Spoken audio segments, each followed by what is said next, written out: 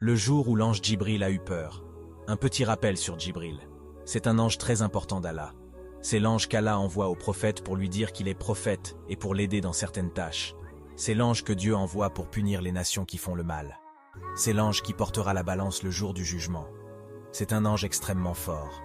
Il avait une relation particulière avec le prophète Mohammed. Que la paix soit avec lui. Il entretenait une relation d'amitié. Djibril a dit un jour à Mohammed, paix sur lui, qu'il était le prophète qu'il aimait le plus parmi tous les prophètes, sachant qu'il les avait tous rencontrés.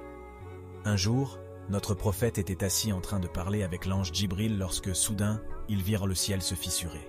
Ils virent un ange descendre et s'approcher d'eux. Et pendant que cet ange s'approchait d'eux, le prophète a vu Djibril devenir petit, comme s'il avait peur, comme s'il n'était pas dans son état normal.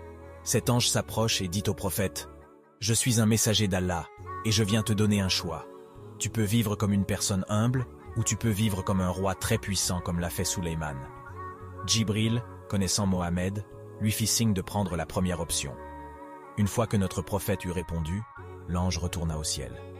Mohammed demanda alors à Djibril, « Pourquoi as-tu réagi ainsi ?» Djibril lui répondit, « Je jure par Allah que je n'ai jamais pensé que cet ange descendrait sur terre. C'est la première fois qu'il descend sur terre. Il ne descendra que pour annoncer la fin du monde. » Mohammed lui demanda, « Qui est cet ange ?» Djibril répondit, « Cet ange, c'est Israfil. C'est l'ange qui souffle dans la trompe pour annoncer la fin du monde. » Regardez comment l'ange Djibril a peur de la fin du monde alors qu'il n'a jamais commis de péché. Imaginez-nous. Qu'Allah nous guide tous. C'est la fin de cet épisode.